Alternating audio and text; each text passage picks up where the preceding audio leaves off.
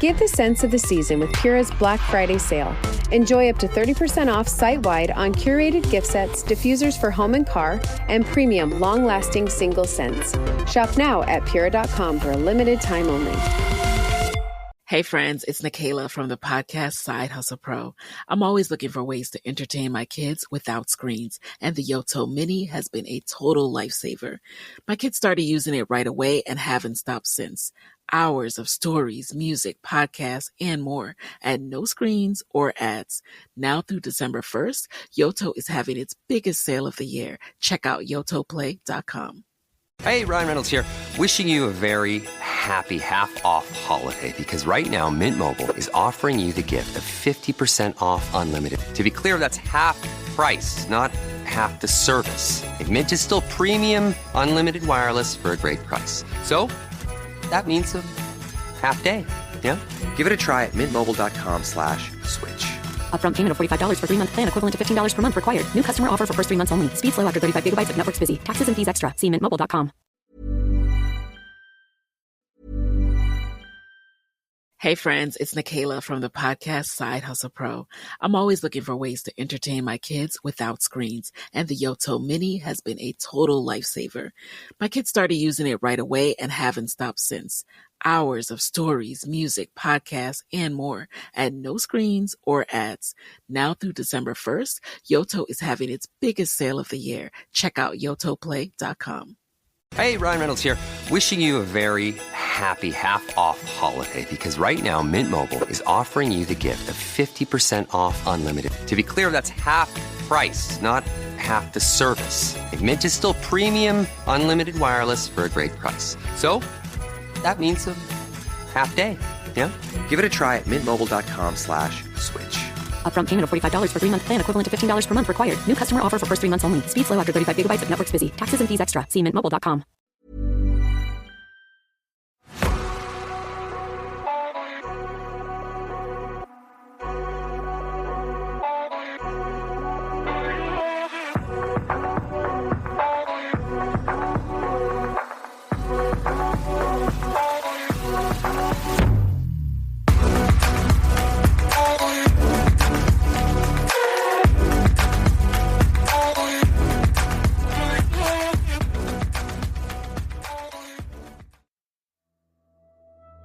Hello, I'm Sarah, and welcome to the Whispering Woods After Dark. I've got a really interesting story today. This story does involve death and fire, so listener discretion is advised. I'll get straight into it. But before we do, I need to say a very quick hello to Jade Joycey, who has subscribed to the Obscurata tier. Now, I know this makes little sense at the moment because we have now swapped over and we're recording these episodes after dark. But thank you so much, Jade, and I know that I missed you out and I'm really, really sorry. Are you ready for the story? A piercing scream shattered the cold January air. Sarah Kirby dropped her water bucket as she raced back toward her cottage on Hargreave Terrace in West Yorkshire. Bursting through the door, she was met with an infernal sight. Her 4-year-old daughter, Amy, was engulfed in flames from head to toe. Orange firelight danced off the walls as the little girl shrieked. Sarah lunged forward, dousing Amy with the fresh well water. Steam hissed and rose around the child's tiny frame, but the flames had already done terrible damage. Neighbours rushed in at the commotion. One later recalled seeing flames a yard high leap from the burning child. It all happened so fast, as if Amy had ignited the moment her mother's back was turned. Sarah frantically smothered the last embers on Amy's smouldering dress, her heart pounding in disbelief and terror. Outside, clutching the badly burned Amy, Sarah stumbled onto the snow-dusted lane, yelling for help. Just then, she saw another figure sprinting up the steep path toward her. It was a neighbour from down in the valley, waving her arms and shouting something that Sarah struggled to process through the haze of panic. The neighbour's face was ashen. She was yelling Sarah's other daughter's name, Alice.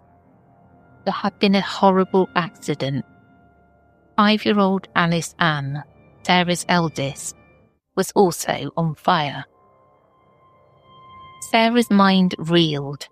Alice was a mile away at her grandmother's house in the valley hamlet of Sowerby Bridge.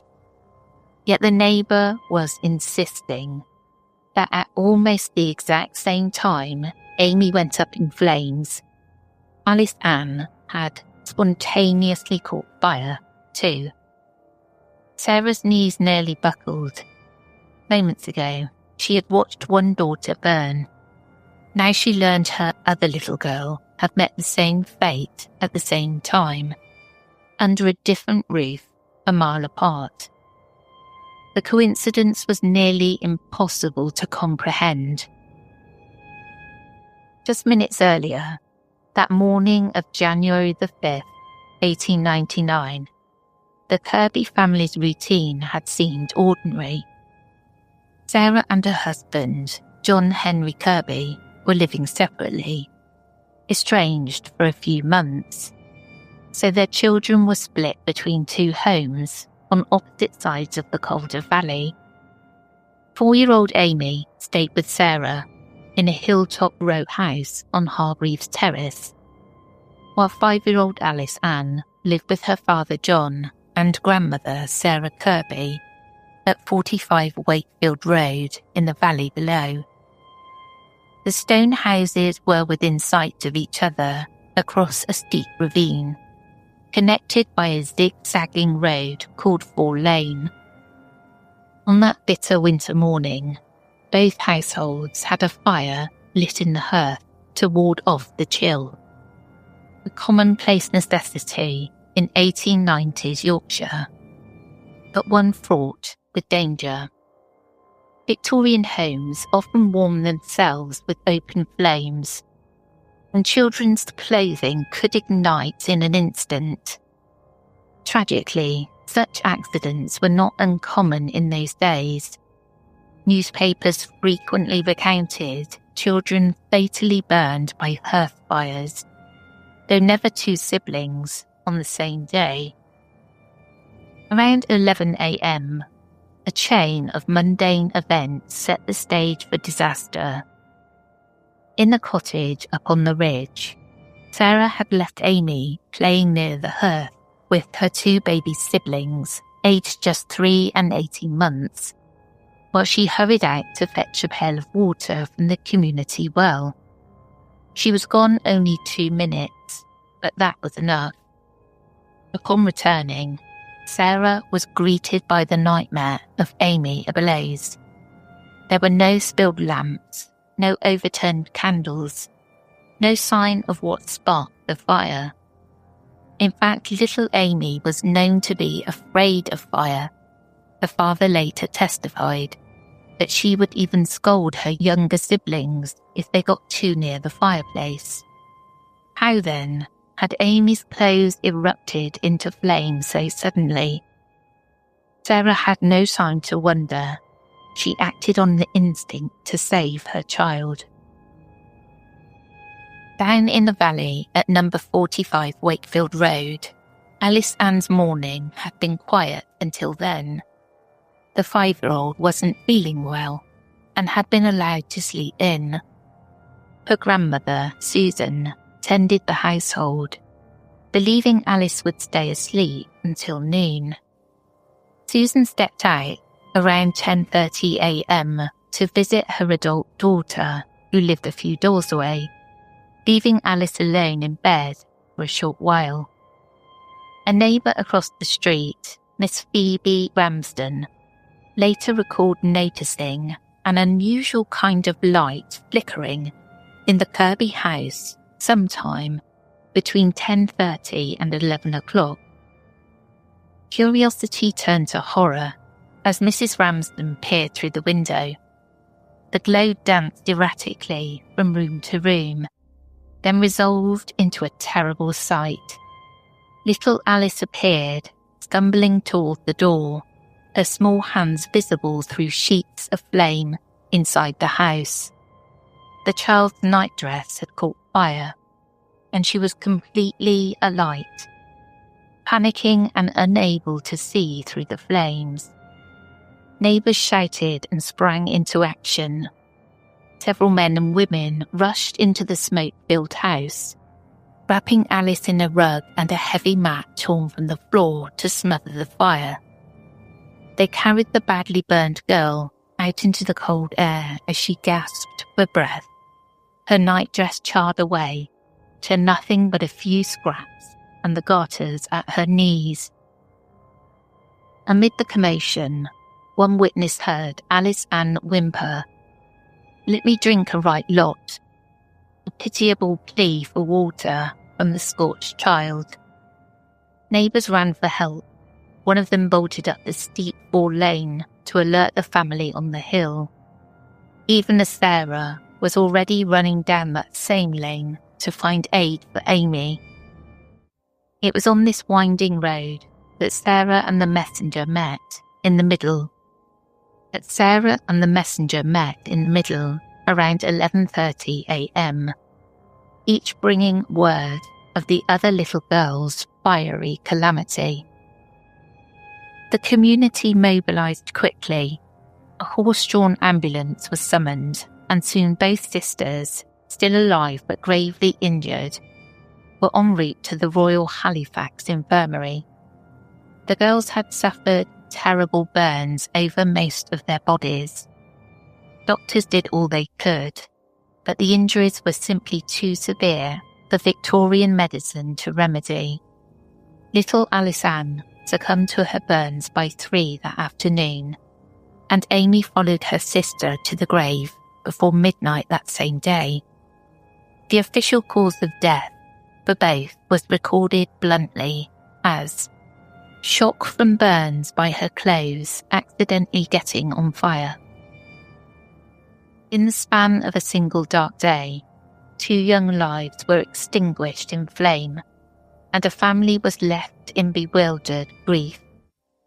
News of the bizarre double tragedy spread quickly through the mill towns of West Yorkshire. An inquest was convened with unusual haste the very next day, January the 6th, 1899, perhaps owing to the disturbing and sensational nature of the case. District Coroner William Barstow led the inquiry, held at a hospital with a local jury empanelled.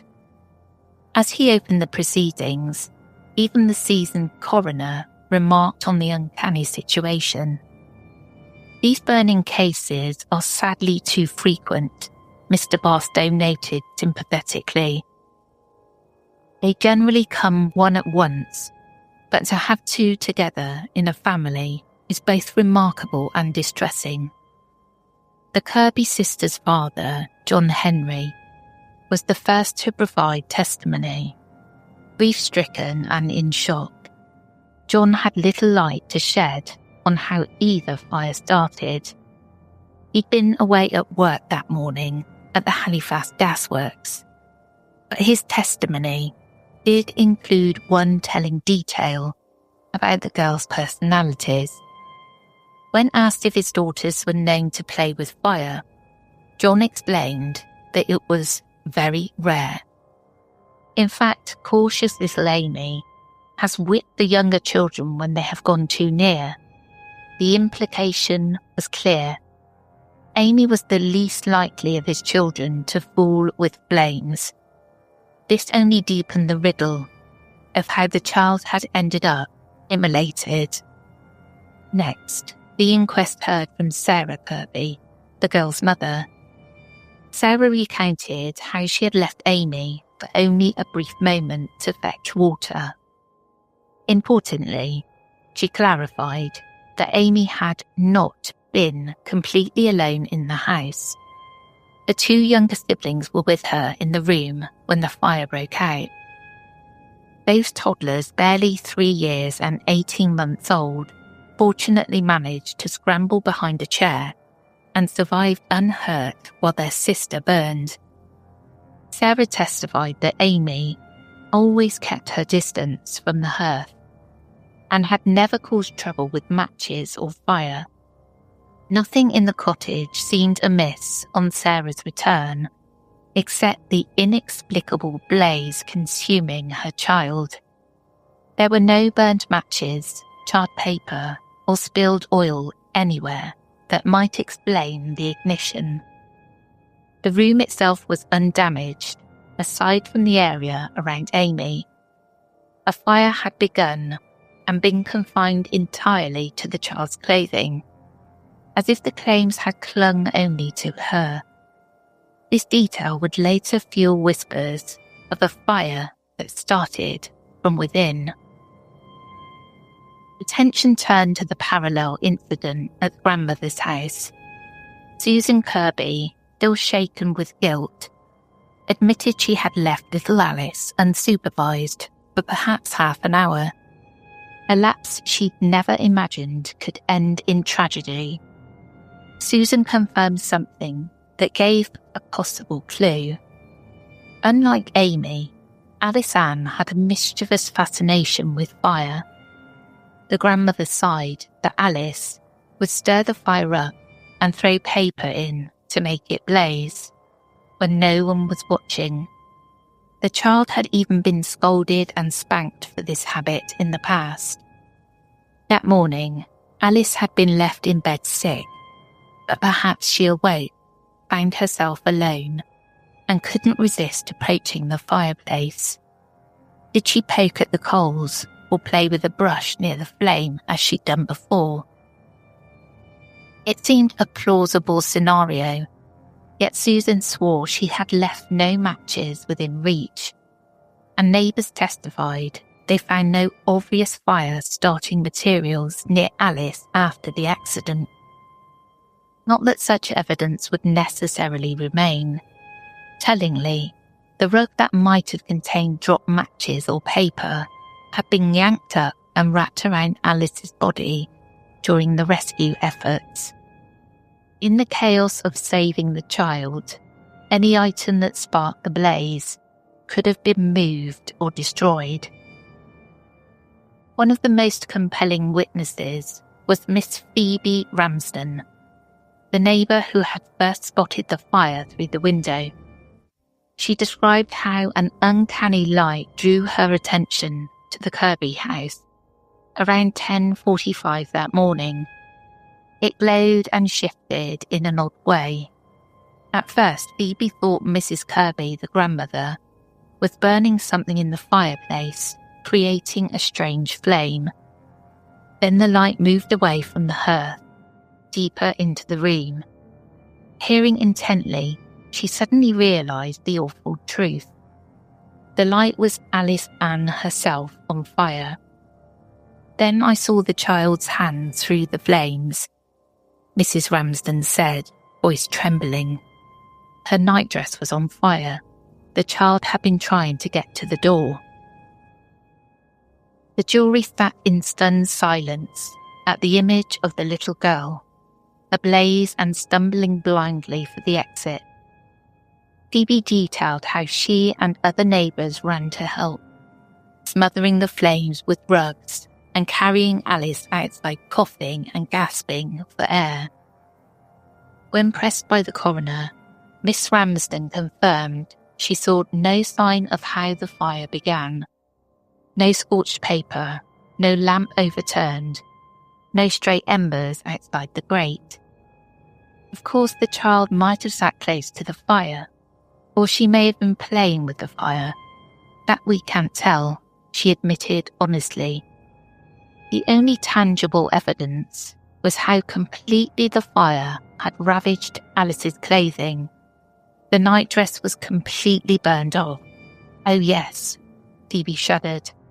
There was only the garters above the knees, and a little of the stockings. Such total consumption of the garment by flames was chilling to imagine. especially in the span of just a minute or two. After hearing all the testimony, Coroner Barstow summed up the situation with evident perplexity. It was, he observed, very strange that two children of the same family should be fatally burned at the same time in different locations, one with her mother, the other with her grandmother. And yet, he said, if the jury believed the witnesses, they had little choice but to conclude it was a horrible coincidence. There was no hint of foul play or anything supernatural in the evidence, just the presence of an open hearth in each home, and two small children left briefly on their own.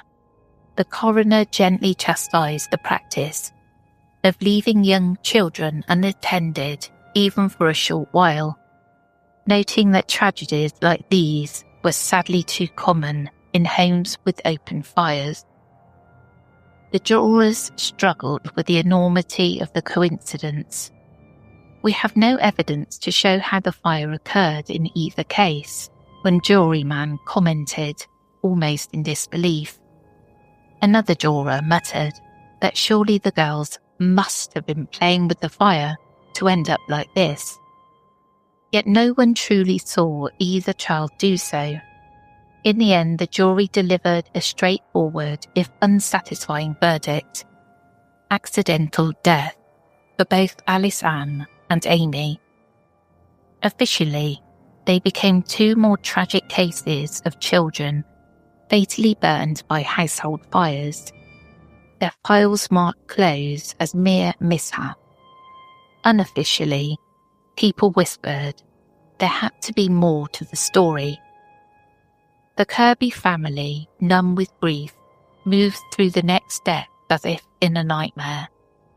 With grim efficiency, the two sisters were buried together only 2 days later, at 9 o'clock on the morning of January the 7th, 1899.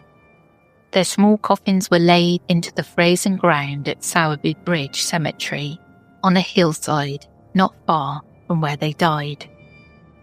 Then came another blow.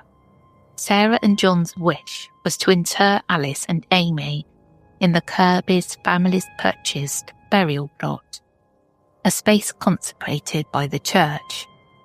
But the local church authorities refused to allow the girls' burial in consecrated ground. Instead, Alice and Amy were consigned to an unconsecrated patch of the cemetery in an unmarked grave. The devout Kirby family, this decision was devastating. Sarah, only 27 years old and now bereft of her two eldest children, was deeply upset by what felt like a repudiation by the church she faithfully attended. Decades later, a relative recalled, they were very religious and already owned a family plot, and being denied a Christian burial for the girls added greatly to their sorrow.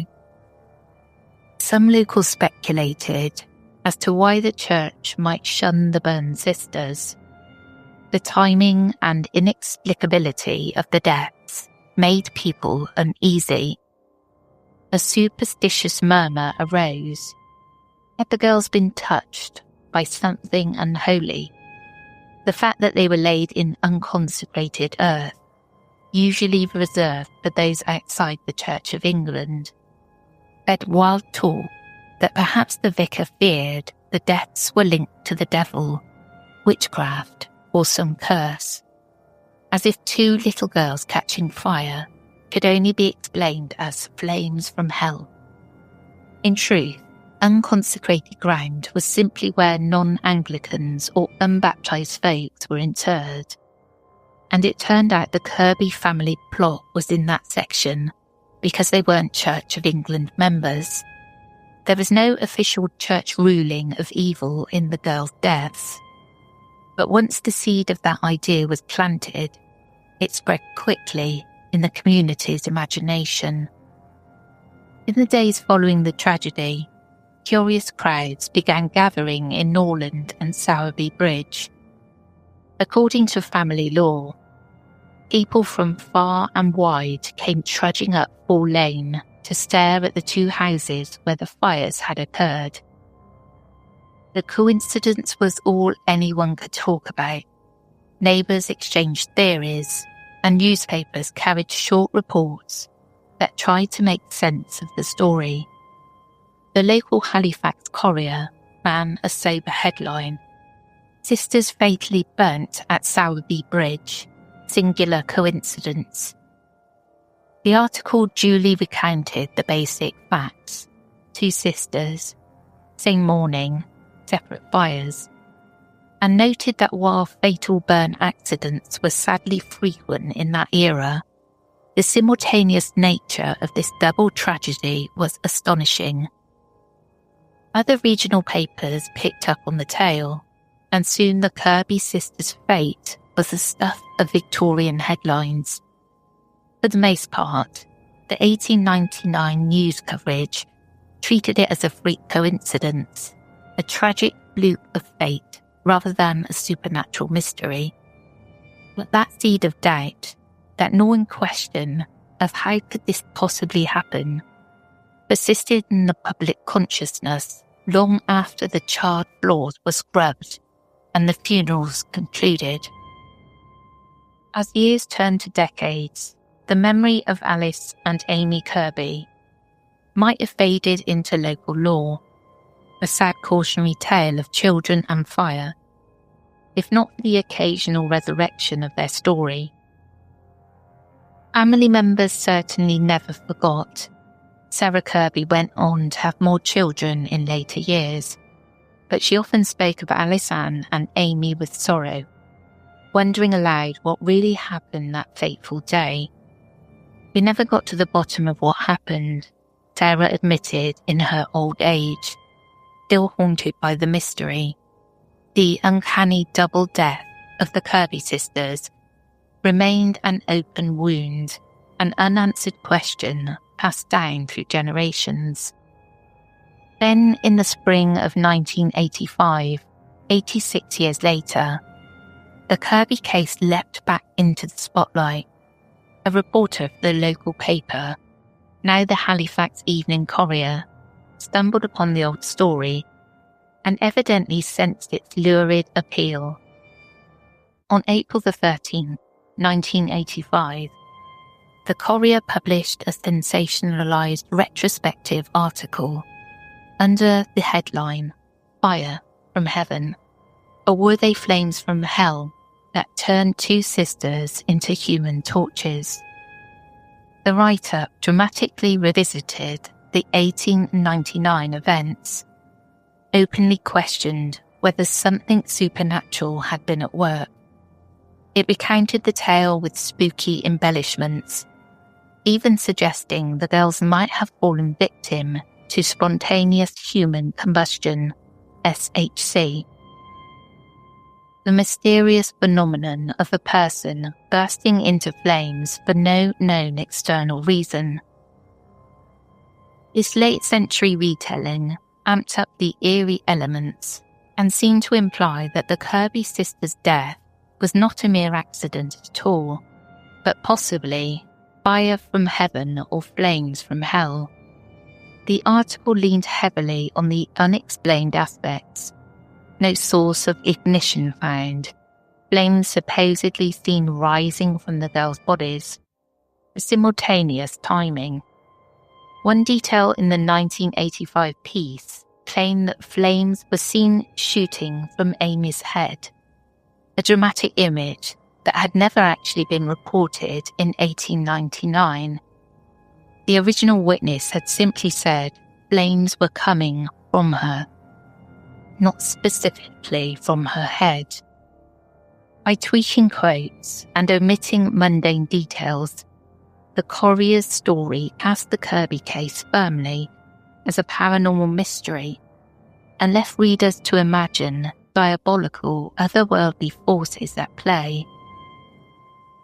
Hilda, a younger sister of Alice and Amy, born years after their deaths, was by then an old woman, she expressed shock at reading the dramatic headlines about her family. Hilda was upset that the 1985 article aired some private family matters, like the fact that John and Sarah had been temporarily separated in 1899, and that it implied the girls' burials were tainted by superstition. "We've always been a church-going family," Hilda protested, saddened that anyone would think a whiff of devilry had hung over her sisters' graves.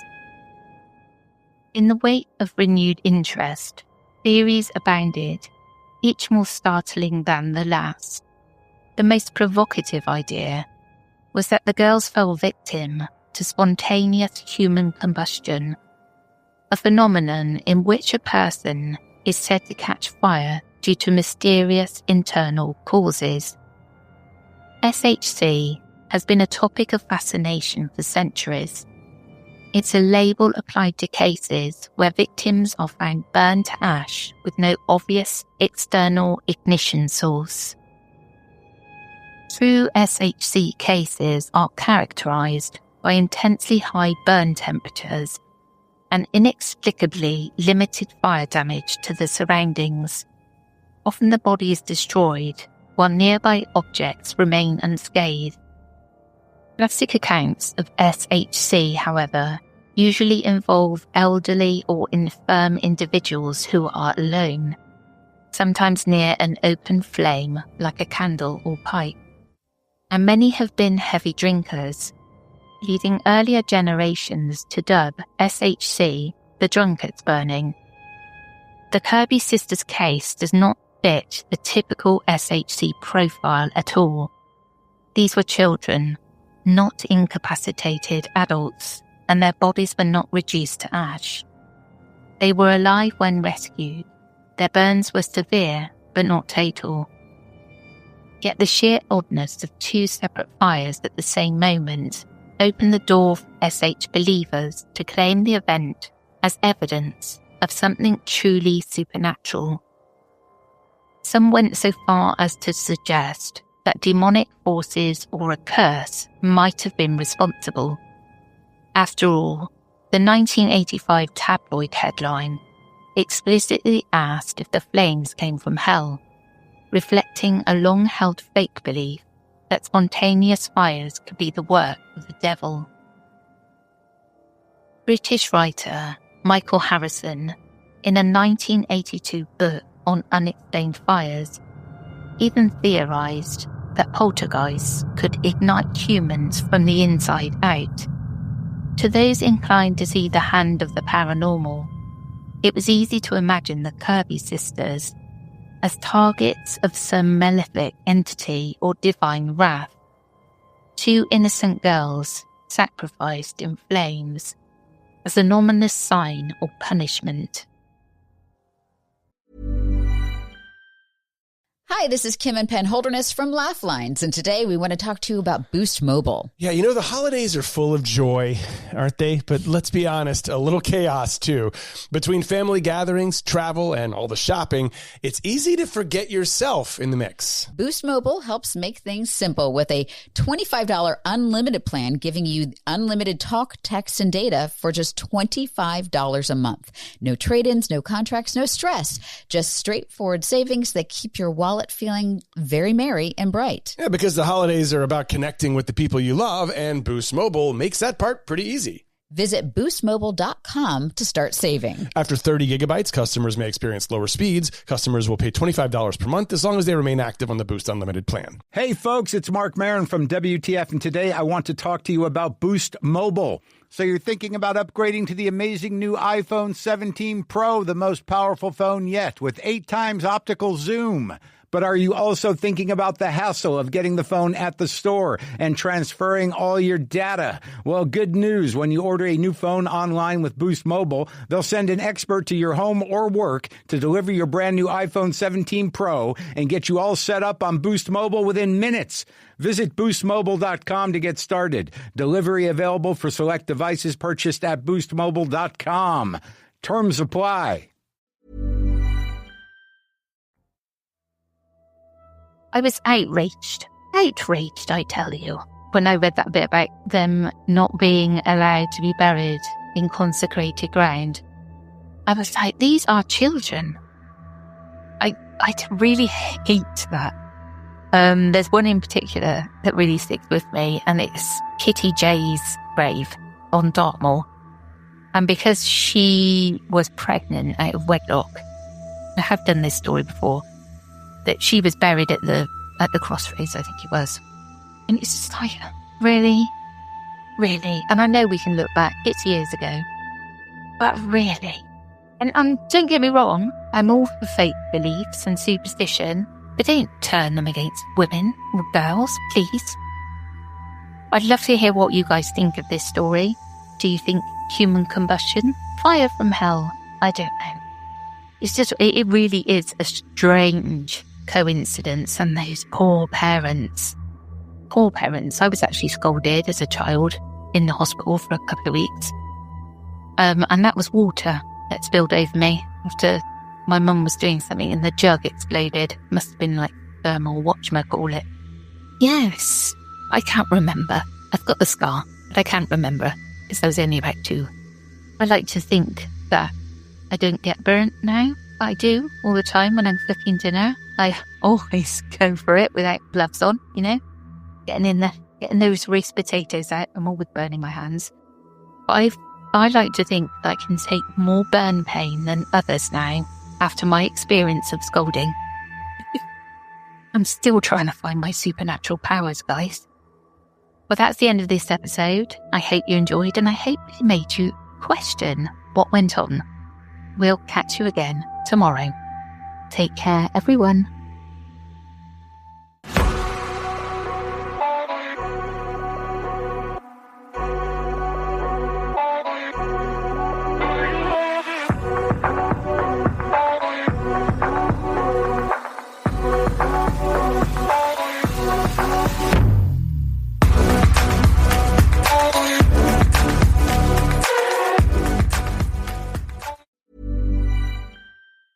Hey friends, it's Nikayla from the podcast Side Hustle Pro.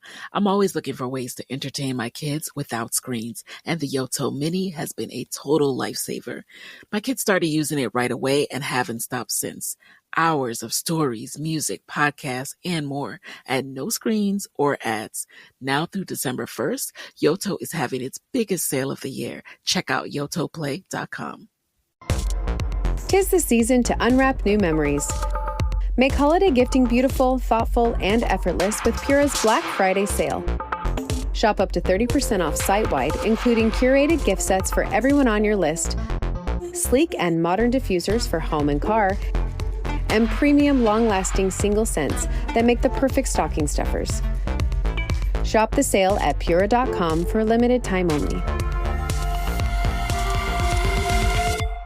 Hannah Burner, are those the cozy Tommy John pajamas you're buying? Paige DeSorbo, they are Tommy John. And yes, I'm stocking up because they make the best holiday gifts. So generous. Well, I'm a generous girly, especially when it comes to me. So I'm grabbing the softest sleepwear, comfiest underwear, and best fitting loungewear. So nothing for your bestie. Of course, I'm getting my dad, Tommy John. Oh, and you, of course. It's giving holiday gifting made easy. Exactly. Cozy, comfy, everyone's happy. Don't wait. Shop Tommy John's biggest savings ever and get 50% off site-wide at TommyJohn.com/comfort. The stories told on the Whispering Woods are inspired by historical records, witness reports, and local folklore. While every effort is made to research and represent events accurately, some details, names, and locations may differ from official accounts or have been changed out of respect for those involved. These episodes are created for storytelling and entertainment purposes and should not be considered definitive fact or investigative journalism.